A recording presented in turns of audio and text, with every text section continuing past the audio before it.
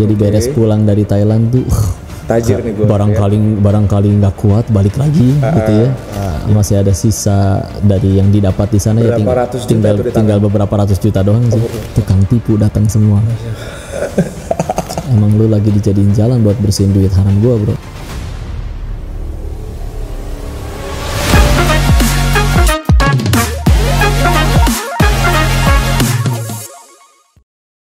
Bismillahirrahmanirrahim. Assalamualaikum warahmatullahi wabarakatuh. Apa kabar nih sahabat zakat semuanya? Waduh, senang banget ya rasanya.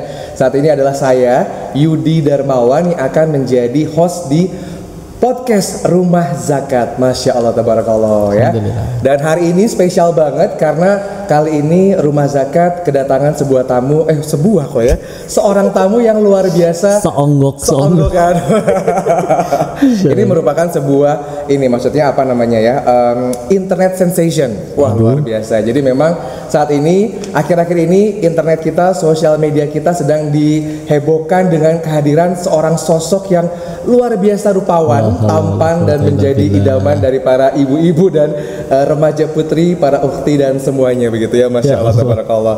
Kalau begitu langsung saja sudah hadir bersama dengan saya di sini. Sudah ada Ko Denis Lim. Assalamualaikum Ko. Waalaikumsalam warahmatullahi wabarakatuh. Masya Allah. Sehat Ustaz? Alhamdulillah. Aduh, bukan Ustaz dong, Ko Denis. Bang Yudi sehat, Bang Yudi. Sehat, alhamdulillah rabbil alamin. Ko Denis juga sehat ya? Alhamdulillah masih diizinkan sehat. Mantap doanya. Mantap, Masya Allah, tabarakallah. Ini kira-kira saya adalah orang keberapa yang kalau ketemu Ko Denis bilangnya annyeonghaseyo gitu.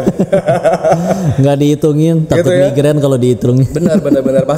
Pasti nih semua orang yang ketemu pasti langsung annyeonghaseyo karena memang sangat Korean look sekali gitu kan. Ini merupakan sebuah nikmat dari Allah yang diberikan kepada Ko Denis gitu ya. Ujian ya, Masya Allah. Karena baru jadi nikmat kalau bisa ngajak diri dan yang mendengarkan tambah dekat sama Allah. Masya Tapi Allah. malah cuman ngagung-ngagungin diri jadi lupa sama Allah, malah jadi musibah. Betul.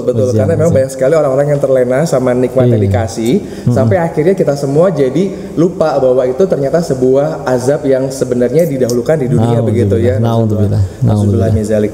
Ko Denis, ini udah banyak banget yang ngebahas mengenai dulunya Koko tuh seperti apa gitu ya, dari mulai masa kecil yang memang sudah menjadi seorang Islam dari lahir begitu ya. Kemudian sempat struggle di Thailand juga, kemudian sampai akhirnya benar-benar mematapkan diri untuk menjadi seorang muslim dan menjadi seorang mubalik seperti sekarang gitu ya. Nah, yang kita pengen tahu Ko Denis, teman-teman semua pengen tahu nih ya. Sahabat zakat ini pengen tahu banget nih ceritanya gimana dari orang yang benar-benar dulu SMP SMA Katolik gitu ya. Terus yang katanya cuman bisa ngaji 3 kul doang, ya kan? Nah, terus itu seperti apa struggle-nya sampai akhirnya bisa sampai sekarang, bisa menjadi seorang pendakwah seperti sekarang. Silakan Ko Denis. Insyaallah, bismillah ya, semoga jadi ibroh. Aslinya mah nggak bisa apa-apa, sampai sekarang juga masih santri. Kalau nggak ditolong Allah nggak bisa apa-apa, tapi ini bukti Allah maha baiknya aja. Jadi ketika sadar yang di sana itu harus berhenti dan ingin memperbaiki, maka proses kan tuh gimana caranya untuk supaya mudah-mudahan tidak dibenci Allah tapi malah dicintai Allah. Nah, tapi untuk mengejar ketertinggalan yang begitu banyak itu, nah setiap kali pengen berupaya, baik itu ngaji, belajar apapun, dan futur itu pasti akan datang. Pasti digoda atau diajak balik lagi ke dunia yang lama dan lain-lain. Maka salah satu cara yang dilakuin tuh memang menggunakan dosa-dosa yang lama itu jadi bahan bakar. Dalam artian kayak gini, ketika misalkan futur, males pengen ibadah, males untuk meningkatkan amal solih, berusaha mikir, meskipun syaitan itu pasti ngasih was-was tuh, yang lain aja nggak segitunya ibadahnya, yang lain aja yang masa lalunya dari kecil di pesantren misalkan nggak segitunya ngajinya, ngafalinnya, dan yang lain-lain. Maka berusaha menjawabnya kayak gini, mereka meskipun cuma sehari 5 waktu, meskipun zuhurnya 2:30, asarnya 5:30, seumur hidup nggak pernah duha, seumur hidup nggak pernah tahajud, bahkan tidak berdakwah sekalipun, bisa nggak beliau ke surga? Bisa banget. Kenapa? Karena dia nggak punya dosa sebanyak diri ini.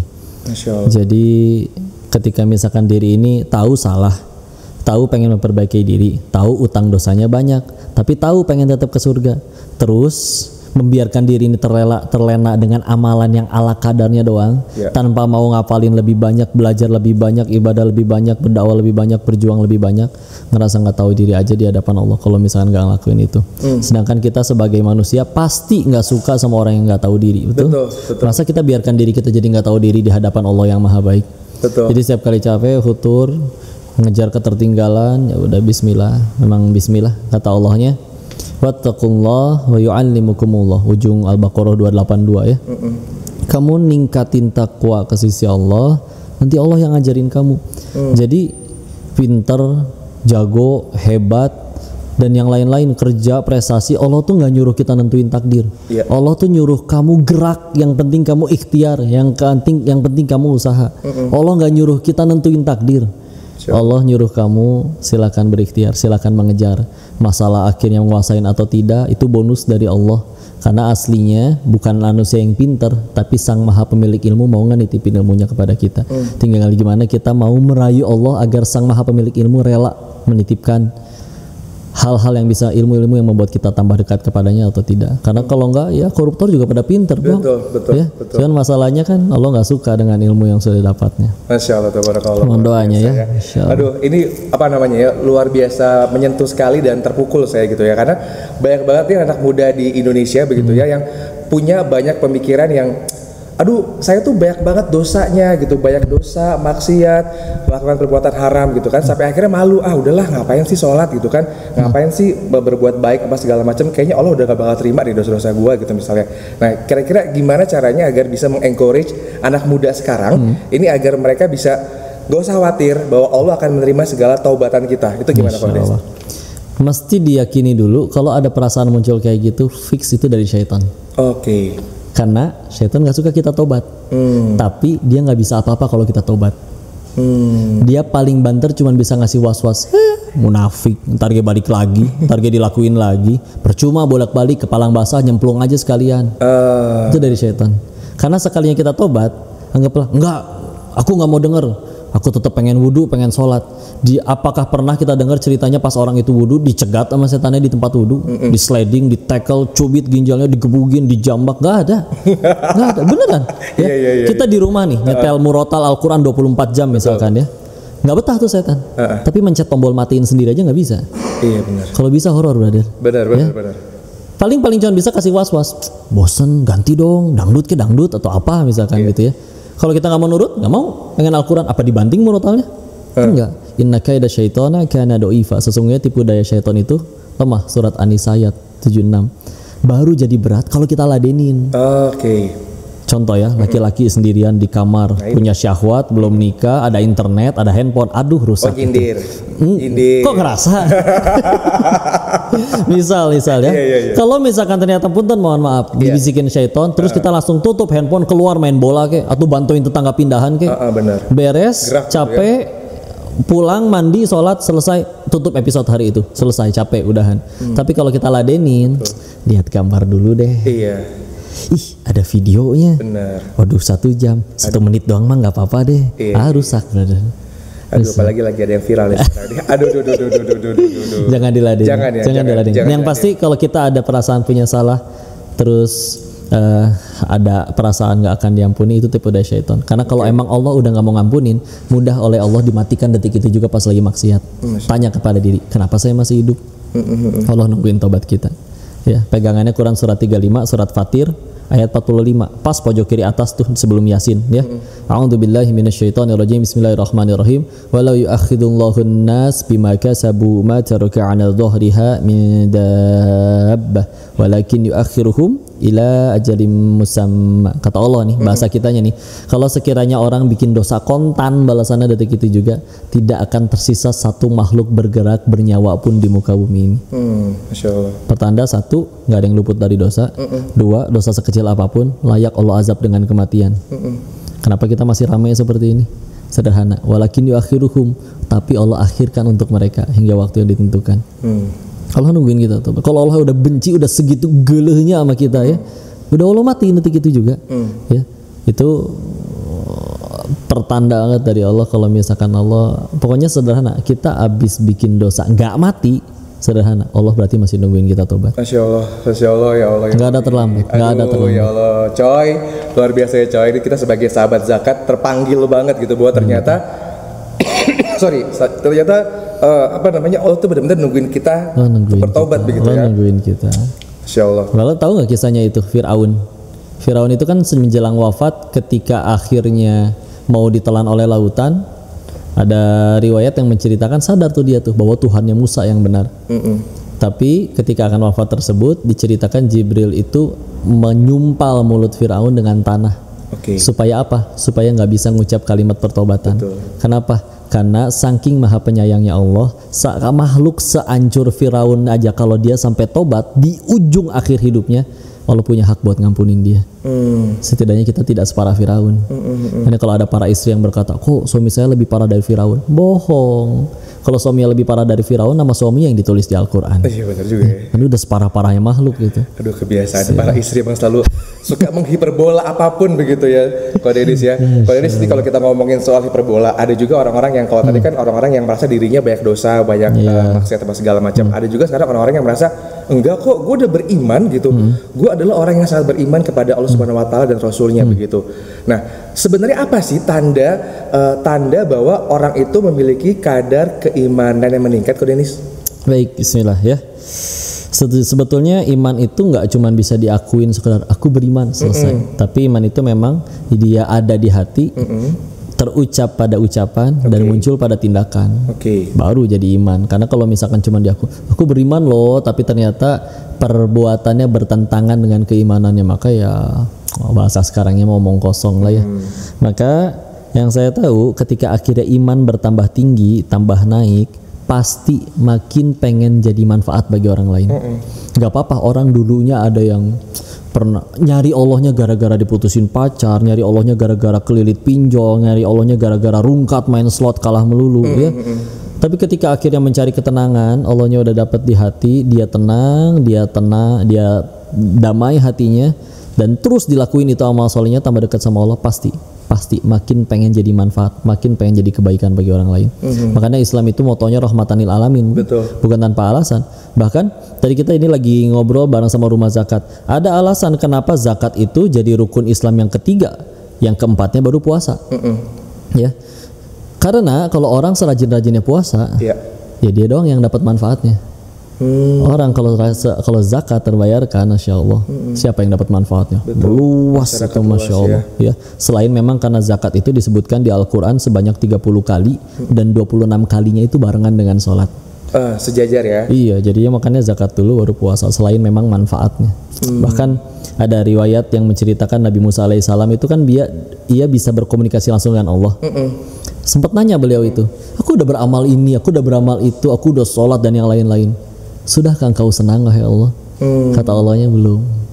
Yang membuat aku senang adalah ketika engkau meletakkan kebahagiaan pada hambamu yang lain. Masya Allah. Jadi memang sebaik-baiknya muslim adalah mereka yang bermanfaat buat muslim lainnya. Nah itu mungkin yang bikin menjadi sebuah trigger sama Ko Denis untuk bisa bermanfaat buat orang gitu ya. Sampai akhirnya belajar agama sebegitunya 2 tahun di Darut Tauhid gitu ya.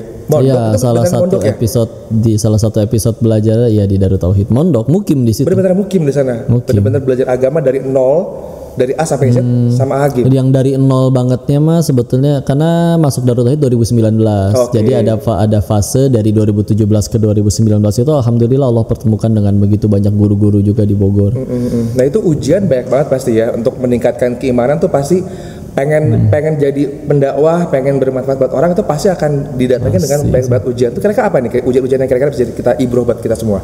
Yang pertama pembersihan dulu kali ya, karena dulu memang ceritanya pengen punya plan B itu deh, jadi beres pulang dari Thailand tuh tajir nih gue barangkali nggak kuat balik lagi gitu ya jadi masih ada sisa dari yang didapat di sana ya tinggal beberapa ratus juta doang sih. Tapi ternyata mungkin kata Allah gini kali ya, katanya mau tobat, mau hijrah, masa uang haramnya masih dipelukin terus, tapi nggak sanggup ngebuangnya ya Allah, saya nggak sanggup langsung ngebuang semua itu. Terus gimana caranya? Kata Allah mungkin tenang, diaturin, dikirimlah para penolong, tukang tipu datang semua. Bro bisnis bro, nih proposal. Iya bisnis, tahu-tahu minggat hilang sampai sekarang entah kemana. Jadi ada beberapa orang datang ngajakin bisnis, padahal teman dari kenal dari lama, atau ada yang dia nggak nipu, kita juga berusaha jujur, tapi bangkrut aja udah. Dia kayak bingung kok selama ini bisnis aku ahli banget, dia ahli banget di bidang itu, tapi malah nggak untung, pas sama saya malah rugi. Dalam hati teh akhirnya emang lu lagi dijadiin jalan buat bersihin duit haram gua bro. Oke. Tapi perlu waktu 2-3 tahun untuk menyadari bahwa sejatinya itu teh pertolongan. Karena sisa uang haramnya kan jadi nggak ada yang kemakan. Benar. Karena kadang yang ngalangin kita pengen istiqomah, pengen tobat, pengen hijrah, bisa jadi karena masih dicampur aduk sisa-sisa. Karena nggak ada yang namanya STMJ lah, sholat terus maksiat jalan. Bisa, di tengah tuh nggak enak. Karena orang maksiat dia dapat nikmat, tapi orang ketaatan juga dia kalau benar-benar taat Allah turunkan kenikmatan. Kalau kita di tengah-tengah, pas kita ibadah susah ngerasa nikmat karena masih rindu dengan kemaksiatannya. Pas kita maksiat, orang lain pada seneng, pas mabuk kita baru minum seteguk, aduh berapa tetes tadi ini sholat gua gak keterima, stres sendiri. Benar. Ini orang minum mabuk party malah stres. Jadi kalau mau mendingan pilih sekalian, taat sekalian. Gitu ya. Iya. Jadi jangan di tengah-tengah begitu ya, nggak enak. Jadi ya udah lo hitam atau putih gitu, jangan abu-abu. Harusnya putih terus sih, jangan milih antara itu dengan putih. Betul. Jadi kalau tadi kita ngomongin soal keimanan seseorang begitu ya. Berarti ini sangat relate dengan tema kita pada hari ini kok. Jadi kita akan ngomongin soal kurban antara cinta dan keimanan. Ini Masya Allah sekali ya. Jadi kalau kita ngomongin soal cinta dan soal keimanan, ini kan kita menjadi seorang manusia yang namanya juga kita masih di dunia gitu ya, punya masih ada harta yang kita miliki sekarang ini. Jadi banyak cobaan kita menjadi orang yang terlalu cinta dunia sampai akhirnya kita nggak bisa membuktikan keimanan kita sama Allah. Akhirnya jadi kita mau ngeluarin uang buat kurban misalnya, jadi berat banget gitu rasanya. Nah dulu tuh kira-kira pertama kali ketika kita ngomongin soal kurban, bukti cinta dan keimanan kepada Allah ini, kira-kira dulu Ko Denis pertama kali menjalani ibadah kurban atau menyembelih hewan kurban itu pada usia berapa dan seperti apa ceritanya kok? Silakan. Ya waktu akhirnya pulang aja, kan pulang dari Thailand itu kan 15 Maret 2017. Itu usia berapa? 26 berarti 26. Dan ketika pulang itu kan memang ya tadi dengan niatan memang udah selesai lah di sana ya. Udah ngerasain semua yang kata orang sumber kebahagiaan di sana, udah cicipin semua, bahkan diperlihatkan orang yang punya lebih banyak mereka juga tidak lebih bahagia. Pokoknya selesai urusan di sana ya. Maka ketika seperti tadi awalnya ketika akhirnya masa pembersihan sisa uang-uang itu tersebut, terasa berat, terasa katanya hijrah, tobat, tambah dekat sama Allah, kok malah makin kayak giniin. Padahal itu pembersihan. Ibarat kalau mau jujur kayak kita ada seseorang yang kita selalu baikin dia, tapi dia setiap kali seneng mainnya sama orang lain, giliran ada masalah baru nyari kita. Gitunya. Terus dia ninggalin kitanya bertahun-tahun, baru datang ke kitanya baru sebulan 2 bulan. Terus ingin langsung merasa dispesialkan. Kan itu jiwa julid kita bergejolak banget itu. Masya Allah. Masya Allah. Iya kan? Itu adalah kita semua ternyata ya. Yang kalau butuh baru datang gitu. Kan? Padahal Masya Allah. Nah ketika akhirnya, tapi betul ya, sebagaimana orang pertama kali menerima sesuatu biasanya senang, kayak orang pertama kali gajian rasa senang. Tapi ketika udah ratusan kali gajian biasa aja. Pertama kali makan all you can eat itu daging begitu menggoda. 2 jam kemudian terasa biasa saja. Maka yang tadinya mungkin kehilangan itu sakit, lama-lama pun jadi mati rasa juga. Jadi kayak mulai tersadarkan bahwa dah aslinya lahir juga nggak bawa apa-apa.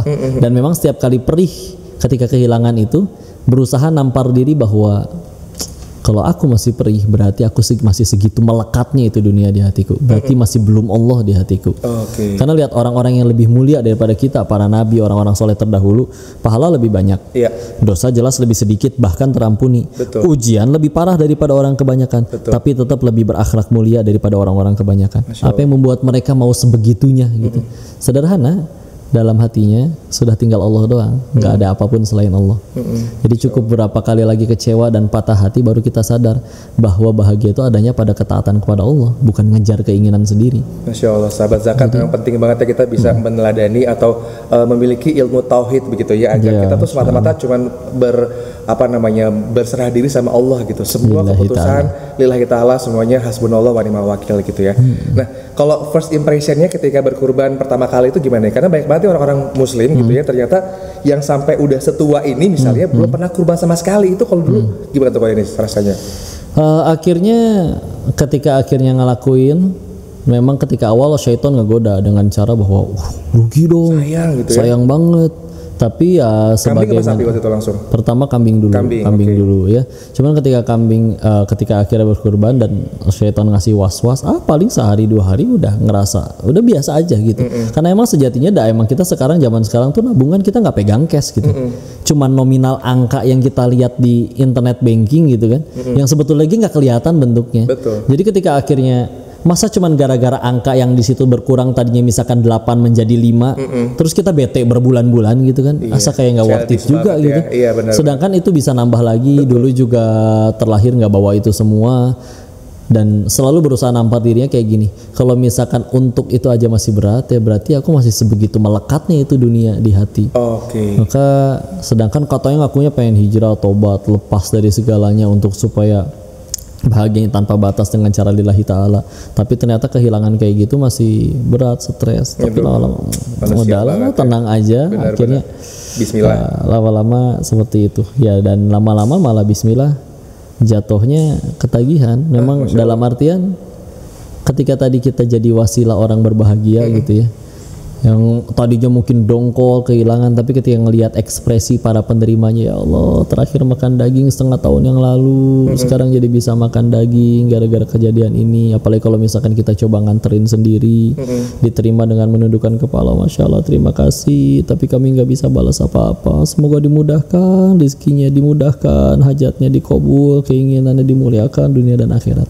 Didoain setulus gitu oleh orang, gimana gak bahagia gak? Coba iya, makanya Masya Allah kan? Senang lah pasti, betul. Masya Allah, yang kita pikir lagi padahal, ya Allah, aku kehilangan ini pun aku di rumah ada makanan, tidak kehujanan, tidak kepanasan, tidur pun masih di kasur empuk, nggak ada yang kurang sebetulnya. Masya Allah.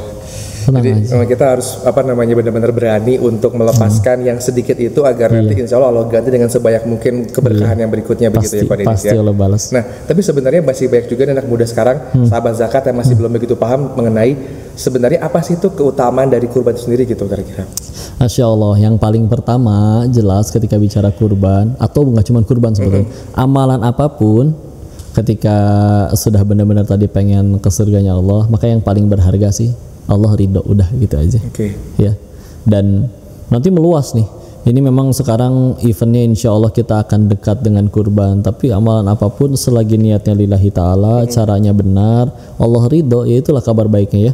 Kalau manusia itu kan kita punya 1000 kebaikan, ada 1 aja keburukan bisa rusak tuh di hadapan orang itu. Seolah hilang semua kebaikan kita. Tapi kalau Allah 1000 keburukan kita ngelakuin 1 aja amalan yang Allah ridho, Allah punya hak menghapuskan 1000 dosa yang sebelumnya. Dan itu penting banget sih. Kalau misalnya kita pikir lagi, ya Allah, aku sukses atau enggak dari Engkau, aku bisa dapat kebaikan atau tidak dari Engkau, bisa ke surga atau tidak bukan dari mulut orang tapi dari Engkau. Terus ketika akhirnya kita ngelakuin sesuatu yang bismillah, ya Allah, mudah-mudahan Engkau ridho, dan mudah-mudahan Allah ridho betulan. Lebih dari segala-galanya lah ridho Allah. Betul. Karena memang yang kita cari ya memang ridho Allah begitu ya. Makanya kalau masih ngerasa berat, sederhana, antara kita masih segitu cintanya sama dunia, atau mungkin kita memang belum pengen surganya Allah gitu. Ya Allah ya. Aduh, Masya Allah ya. Jadi memang kita pokoknya harus senantiasa mencari ridho Allah tujuannya begitu ya. Jadi apapun yang kita kerjakan secara fitrah ya. Secara fitrah tanya jawab. Kamu lebih pilih 3 juta itu tetap di kantongmu, atau 3 juta hilang itu tapi Allah jamin surga, pilih yang mana? Kedua lah. Iya kan? Itu fitrah. Benar. Ya, seorang yang nggak pernah sholat pun akan jawab kayak gitu loh. Ya kan? Karena sejatinya manusia emang punya naluri untuk mengagungkan Allah gitu. Iya benar. Cuman ya dia kalau sudah terbiasa ada kemelekatan itu, enggak, sejatinya kita mau. Bismillah. Apa jangan-jangan karena itu kali ya yang dinamakan akhirnya kurban itu sebagai tanda cinta gitu ya? Tanda cinta, Masya Allah. Apalagi ketika kita melakukan kurban itu kan yang bahagia nggak cuma kita doang. Banyak orang loh itu, Masya Allah. Satu kambing bisa buat berapa orang gitu. Apalagi sapi. Betul, Masya Allah ya. Jadi memang ternyata sahabat zakat ya, betul sekali bahwa ternyata kurban ini sebagai tanda cinta kita kepada Allah Subhanahu Wa Taala. Karena kita bisa bermanfaat buat orang banyak memberikan daging kurban sembelihan kita begitu ya. Nah, ada juga orang-orang yang ternyata akhirnya tanda kutip gitu ya di luar dari Islam gitu, mereka orang-orang di luar dari Islam yang ada yang selentingan-selentingan yang agak sedikit sinis begitu bilang kata ini Islam kayak kejam ya. Kok sapi dipotong sembelih gitu di depan umum, kambing. Sampai mereka pada stres, kabur-kaburan ke jalan apa segala macam kok. Sampai segitunya nih ibadah apaan sih, penuh luka-luka dibacok apa segala macam itu gimana tuh cara kita counter hal itu?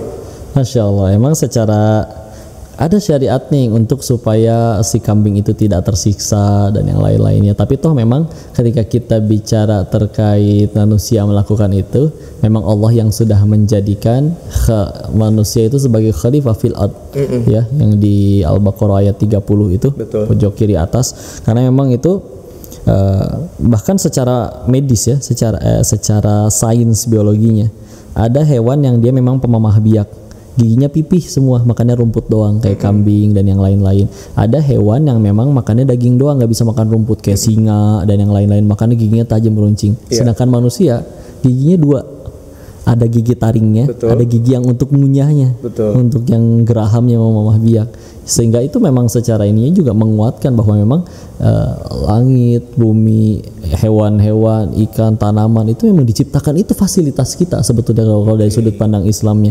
Ya, tinggal ketika akhirnya kita menjadi khalifah fil ard yang sesungguhnya, yang benar-benar menjadi rahmatanil alamin, ketika manusia itu benar-benar mengurusnya, jadi kebaikan untuk semuanya. Ya, sehingga akhirnya bumi itu menjadi baik, tambah makmur, dan itu pernah terjadi seperti contoh di zaman kepemimpinan Umar bin Abdul Aziz. Sampai di saat itu tuh orang nggak bisa menemukan siapa yang layak menerima zakat. Sampai 8 mustahik itu nggak ada semua. Ya, sampai bahkan mereka itu gimana dong berarti wahai Amirul Mukminin? Ya udah cari siapa yang pengen berangkat haji nggak punya ongkos, kita biayain. Nggak ketemu wahai Amirul Mukminin. Siapa yang pengen nikah nggak punya mahar, kita biayain. Nggak ketemu wahai Amirul Mukminin. Terus gimana nih? Ini dana dari zakat, dari kurban, dari apa begitu banyak. Perintah dari Amirul Mukminin di saat itu adalah belikanlah itu kepada beras-beras dan sebarkan di seluruh pegunungan. Untuk apa wahai Amirul Mukminin? Agar semua orang tahu bahwa di negeri Islam ini seekor burung pun tidak ada yang kelaparan. Jadi rahmat buat semuanya. Ya. Jadi emang kita diamanahi memang oleh Allah untuk bisa menggunakan itu semua. Ya. Dan itu bukan sesuatu yang secara Islam menjadi sesuatu yang jadi kekejian dan sebagaimana macamnya, karena toh akhirnya menjadi kebaikan bagi manusia yang lain, jadi manfaat bagi manusia yang lain. Dan istilah semoga Allah terima amalan tersebut. Amin, amin, amin. Nah, sekarang gimana nih Ko Denis dengan orang-orang fenomena saudara-saudara kita yang sesama Muslim, mereka tergolong mampu begitu ya, bisa cukup untuk kebutuhan hidup sehari-hari gitu kan, tapi ternyata masih berat, masih enggan untuk melakukan ibadah kurban, masih menunda-nunda karena masih ada cicilan, masih ada hutang, atau mungkin dulu saya belum pernah akikah sebelumnya gitu kan. Kayak banyak sekali hal-hal yang akhirnya membuat dia, si orang mampu ini, untuk tidak berkurban sesegera mungkin padahal sudah di depan mata begitu. Ini gimana caranya ini? Jadi dalih ya, seolah excuse betul. Supaya hati-hatilah sama itu juga was-was syaitan. Gini lah, kita mikirnya kayak gini. Selama ini kita hidup, kita punya keinginan tidak? Pasti. Betul. Allah juga punya keinginan tidak? Betul. Iya, Allah ingin kita selamat dan lain-lain. Kita jujur, selama ini dari akil balik hingga detik ini, kita lebih banyak ngejar keinginan Allah atau ngejar keinginan diri sendiri? Diri sendiri. Jawab dengan jujur. Setelah ngejar keinginan diri sendiri, bahkan ada yang sudah tercapai, dia udah jadi kaya, udah punya jabatan, apakah telah berhasil mencapai kebahagiaan yang sempurna tanpa pernah sedih dan kecewa sekalipun? Pasti masih ada kecewa. Pasti. Jadi cukup berapa kali lagi kita patah hati, kecewa, mengikutin ego diri masing-masing, baru akhirnya kita sadar bahwa justru kamu bakal makin bahagia dengan nurut sama Allah. Salah satu bab keimanan itu termasuk meyakini kalau Allah udah nyampe nyuruh itu baik buat kita. Meskipun kadang nggak masuk di akal kita dan yang lain-lain. Kalau Allah udah sampai larang, itu buruk buat kita. Meskipun hawa nafsu kita suka banget. Jadi sebetulnya kalau ada yang kayak gitu nggak suka bicara, kamu dosa, kamu haram, kamu enggak. Karena sebetulnya insya Allah orang tuh udah pada tahu. Kayak koruptor tuh udah tahu kalau korupsi itu nggak baik. Tapi dia tidak cukup yakin dengan janji Allah, makanya berani. Jadi makanya lebih baik, diajak mikir aja. Karena insya Allah toh masih sama-sama berakal. Karena kalau tidak berakal kan nggak disuruh sholat, nggak disuruh beribadah. Terus ngakunya ada akalnya, ngaku dengan akal itu pengen mendapat kebaikan, tapi ternyata kebaikan yang sudah Allah janjikan malah dengan sengaja memilih jalan lain yang padahal belum tentu jadi kebaikan bagi dirinya. Sok silakan tanya. Yang akhirnya tidak memilih zakat, tidak memilih berkurban, apakah akhirnya dia tetap bahagia? Enggak, stres juga sama cicilan. Bahagia kok, kan nonton konser. 15 juta, 20 juta tuh dihajar tuh tiket. Ya ini kurban kayak cuman 1,5, 2 juta, 3 juta, 4 juta tuh kayak berat banget rasanya, Masya Allah ya. Luar biasa sekali. Karena memang semu. Jadi memang ya ini ujian buat kita semua begitu ya. Bahwa ternyata kesenangan dunia itu tuh cuma sementara sebenarnya. Kemudian juga cuma bersenda gurau aja begitu kan. Tapi kita serius banget ngejalanin dunia begitu kan. Luar biasa ya. Salah satu yang kami dapat di Thailand itu adalah semua orang yang katanya udah punya segala sumber kebahagiaan, entah dia punya harta, entah dia punya jabatan, tapi akan selalu ada momen dia ngerasa saya jenuh nih, sampai kapan hidup kayak gini. Capek ya. Saya nyari siapa sih orang yang nggak pernah ngomong kayak gitu. Akhirnya ketemu salah satunya adalah orang yang sudah hanya Allah saja di hatinya. Apakah kita pernah ketemu orang yang soleh asli terus dia berkata, saya sampai kapan ya hidup tenang damai kayak gini? Kayaknya enakan diazab lagi deh. Mungkin kan? Nggak ada kan? Nggak ada. Ya udah, makanya Bismillah. Kurban itu jadi kebaikan untuk diri. Amin. Dan kalau kita bicara soal kebaikan ya sahabat zakat, sekarang ini tahun 2023 ini kabarnya Kodenis ya sudah Masya Allah dinobatkan. Waduh. Dibaiat. Bersyahadat lagi begitu ya. Karena sebagai sosok influencer muda yang berdakwah dalam cara yang luar biasa diterima oleh masyarakat saat ini gitu ya Ko Denis ya. Kabarnya sekarang Ko Denis sudah berkolaborasi dengan Rumah Zakat menjadi duta kurban. Nah itu gimana ceritanya kok bisa sampai akhirnya mau dilamar oleh Rumah Zakat menjadi duta kurban? Itu gimana coba ceritanya? Alhamdulillah. Masya Allah senangnya gitu ya di Indonesia itu orang pada berfastabiqul khairat, berlomba-lomba dalam kebaikannya luar biasa ya. Dan ada terobosan yang kami pikir Masya Allah sebagai bukti cinta sebagaimana tema kita tadi. Betul. Yaitu memecahkan masalah yang dulu dengan cara konvensional. Secara konvensional. Nih kira-kira masalahnya? Kan dulu kan biasanya orang yang berkurban, yang mampu untuk berkurban kan biasanya di tengah kota. Betul. Orang-orang kayaknya pada di situ. Betul. Dan karena keterbatasan dengan dagingnya masih segar, kalau dikirim terlalu lama, terlalu jauh kan nanti tidak segar lagi. Rusak. Jadi akhirnya dibagikannya kan di sekitar situ lagi. Iya, betul. Yang memang di situnya sudah terbiasa makan daging mungkin. Nah, apa kabar dengan yang di pelosok? Sedangkan di pelosok itu tidak ada agnia yang mungkin mampu untuk berbagi. Kalaupun ada sedikit, lebih banyak yang layak menerimanya, maka akhirnya mereka punya solusi untuk mengolah daging kurban itu jadi dalam bentuk yang bisa awet selama 2-3 tahun. Dalam ini bentuk jadi kornet ya? Iya, jadi kornet dan juga sampai jadi dalam bentuk rendang, awet loh itu 2-3 tahun. 2-3 tahun iya. Ya, Masya Allah. Jadi meskipun dipotongnya sekarang, terus misalkan naudzubillah kebanyakan nih yang sudah dibagikan, kadang kan agak mubazir juga. Betul. Ketika udah di situ agnianya banyak, penerimanya sedikit. Jadi akhirnya mereka sendiri juga yang kenyang-kenyang juga, padahal udah hampir tiap hari banget makan daging juga sanggup. Betul. Nah terus ketika akhirnya ada dengan cara metode yang ini keren banget Masya Allah. Maka kalau misalkan naudzubillah suatu ketika pun naudzubillah misalkan ada bencana, kita punya stoknya untuk dibagikan. Toh awet 2-3 tahun itu dan bisa jadi lebih menyebar. Dan ini sebetulnya di negeri-negeri seperti Timur Tengah, di Arab Saudi sendiri sudah pakai metode ini loh. Udah common ya? Udah. Hal yang jamak aja. Dan akhirnya bahkan jadinya nggak cuma di Arab Saudinya aja, nyampe ke daerah Afrika itu juga terkirim jadinya kebagian.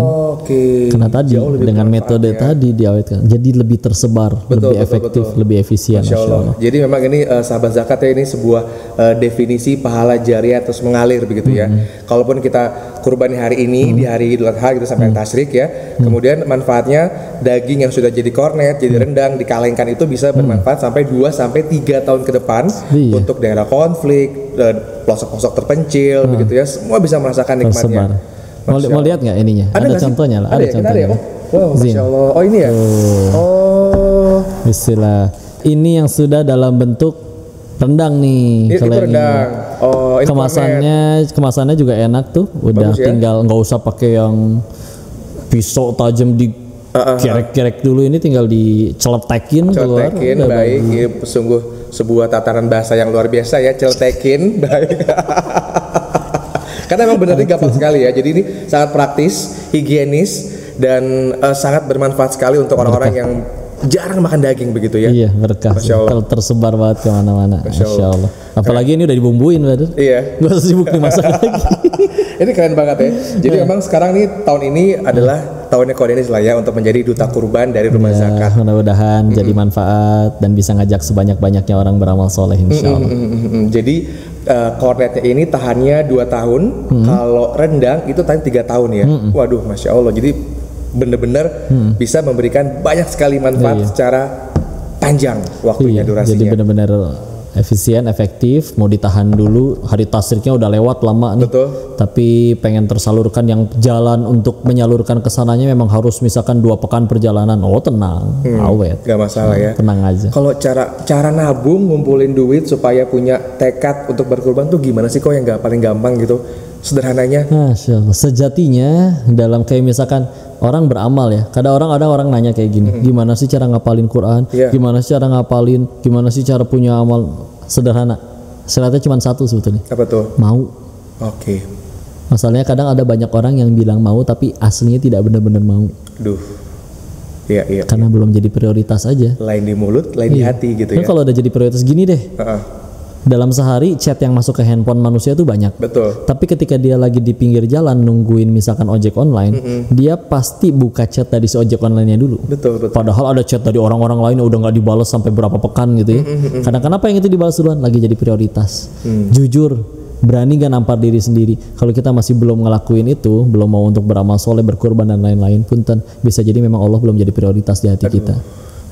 Bisa nggak kalau ngomong tuh jangan nyentil mulu gitu dari awal sampai sekarang ngomongnya nyentil mulu, nyerempet mulu kan.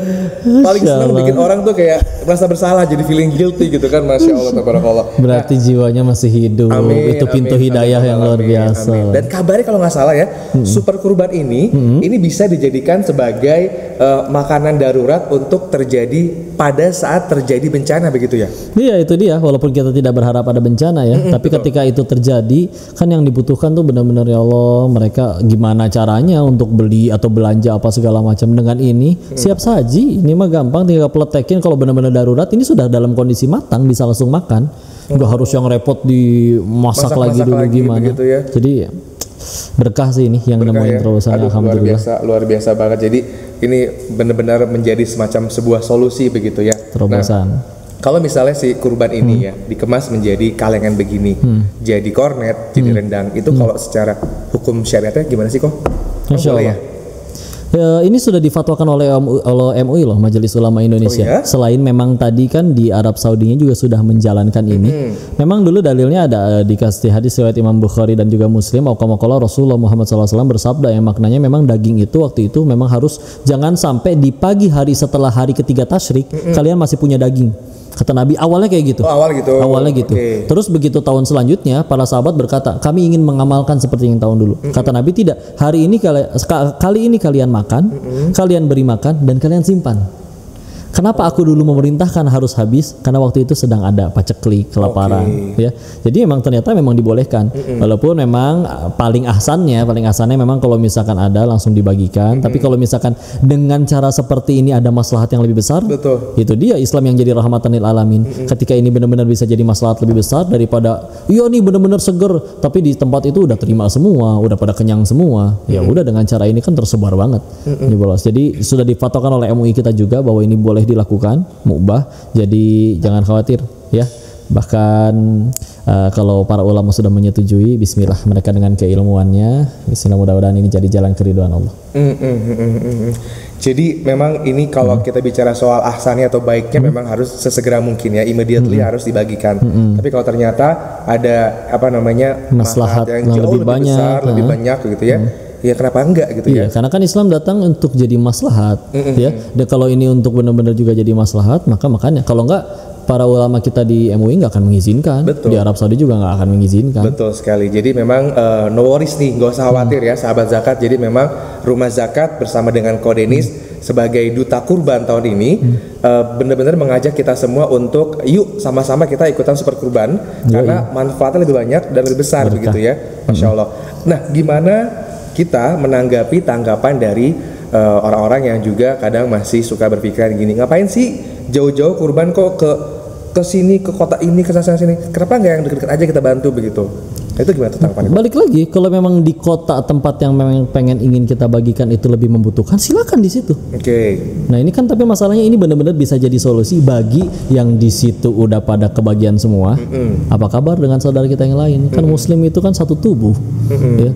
Masa kita benar-benar terbiasa gitu. Apalagi kadang salah satu cara menghidupkan hati dari guru-guru kami. Yuk kita mesti sering lihat loh saudara-saudara kita yang tidak seenak kita hidupnya. Betul. Ya, kita bisa makan ini tiap hari, tapi dengan cara ini bisa tersebar ke mereka. Balik lagi tadi kan, pengen jadi rahmat bagi seluruh alam kan, bukti cinta, bukti tanda keimanan tuh makin pengen jadi manfaat.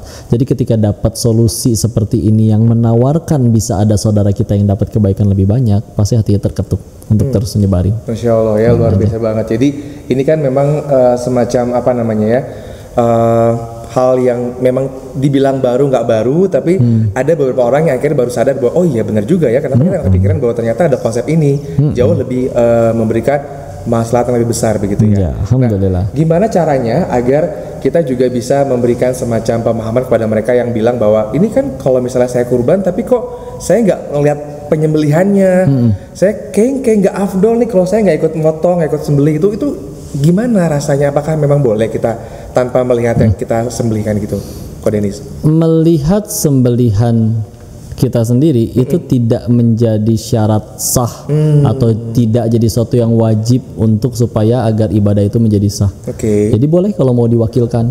Tidak masalah ya? Tidak masalah dalam syariat Islam diwakilkan, tidak masalah. Nanti apalagi sekarang teknologi maju, meskipun diwakilkan sudah bisa ada videonya, sudah bisa ada foto-fotonya untuk report sebagai bentuk pertanggungjawaban ya, bukan untuk nih aku udah begini. Iya. Di Rumah Zakat bisa kayak begitu ya? Bisa ada bentuk pertanggungjawabannya diperlihatkan ini ke atas nama siapa ini kurbannya, lalu prosesnya diperlihatkan, foto-fotonya ada, bahkan proses penyalurannya juga diperlihatkan, disalurkannya ke siapa aja. Jadi meskipun jauh tidak terlihat, toh balik lagi kan kita bukan masalah penting-pentingan. Makanya kenapa Islam sampai tidak mewajibkan si orang yang berkurban itu harus melihat, karena emang nggak penting harus ngelihat. Yang penting itu semua orang jadi dapat manfaatnya. Itu yang paling penting. Iya dong, kita lebih fokus mana nih? Aku mesti ngelihat, ini kan biar aku bisa sambil selfie. Betul. Yang penting jadi manfaat aja. Betul. Jadi memang kita harus bisa benar-benar memantapkan diri agar kita bisa ikhlas lillahi ta'ala begitu ya, bahwa ternyata sudah dipotong. Jadi kalau misalnya gini, kalau misalnya saya nih Yudi, saya punya uzur gitu ya, punya uzur nggak bisa datang, itu nggak masalah karena nanti tim dari Rumah Zakat akan kasih report. Ada reportnya? Oh gitu, nih Yud, kambingnya kayak gini ya, sapi kayak begini, ini mau dipotong ya, ya seperti ini, dikirim ke sini gitu. Jadi seperti itu ya, transparan itu ya berarti ya? Transparan banget, itu sebagai bentuk pertanggungjawaban, karena kan diamanahi kan, maka tidak ingin menyanyiakan amanah tersebut, maka benar-benar menjaga amanahnya bisa dengan cara seperti itu juga. Masya Allah. Nah, terus gimana kalau ada orang yang bilang gini, aduh kan kita masih punya utang dulu tuh waktu kecil belum diakikah gitu kan? Terus gimana nih hukumnya, boleh nggak sih? Apakah udah gede tuh, karena mungkin dulu orang tuanya masih belum mampu begitu ya, terus sudah besar kita punya pekerjaan, punya pemasukan, terus kita pengennya akikah dulu deh, baru kurban, itu gimana tuh solusinya kira-kira? Baik, bismillah. Akikah itu kewajibannya bukan diri masing-masing loh. Syariat akikah itu dibebankan kepada ayah. Nah gitu. Ini banyak banget nih kesalahpahaman di masyarakat. Iya. Jadi gini, Kurban itu ibadah masing-masing.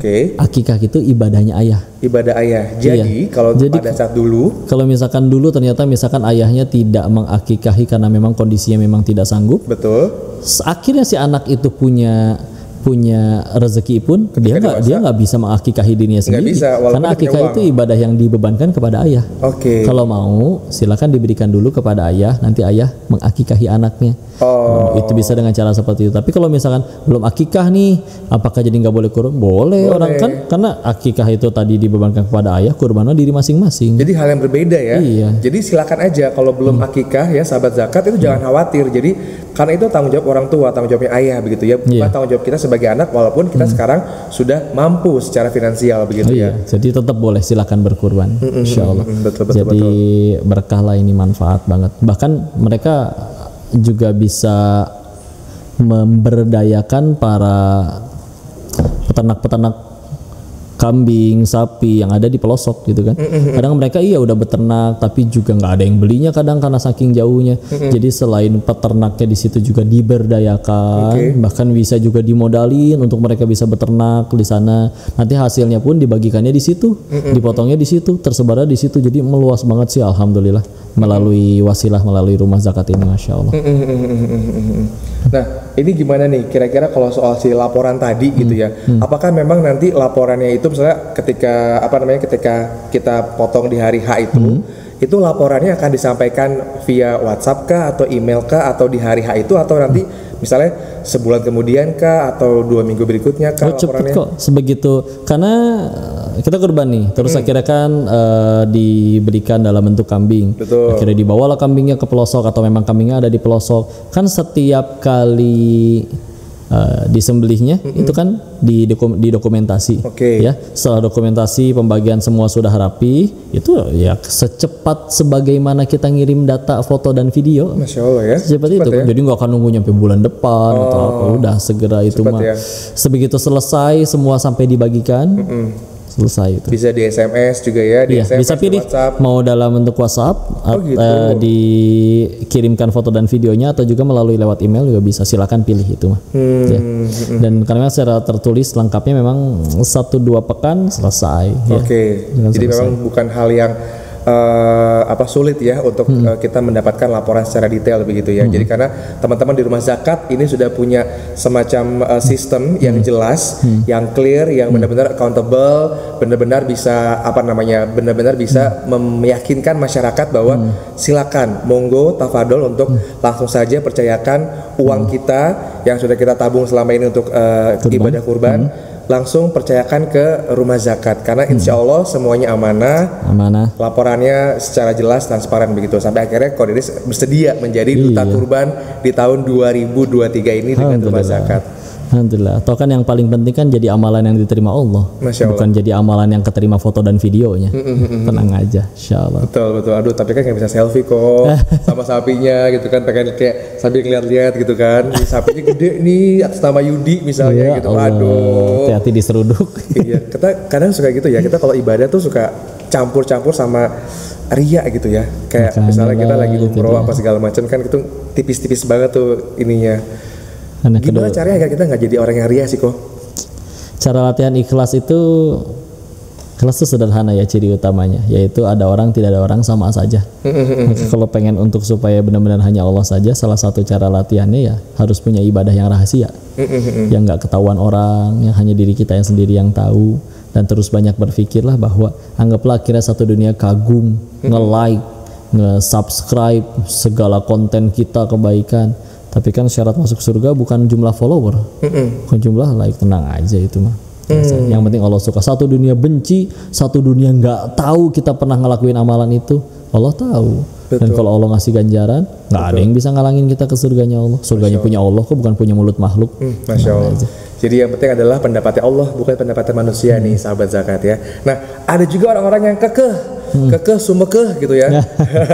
Orang yang kayak aduh nggak bisa saya pokoknya harus kalau kurban itu harus dipotong-potong secara daging, dagingnya harus seger, harus bisa diterima sama masyarakat secara langsung begitu. Nah, apakah ada semacam program lain selain super kurban, misalnya ada di desa mana begitu yang konsep-konsep lain yang bisa menjadi another solution dari si rumah zakat ini. Ada nggak sih kira-kira program yang lain? Ada, kalau di rumah zakat itu bahkan ada program Desaku Berkurban. Desaku Berkurban. Iya. Apalagi nih kok?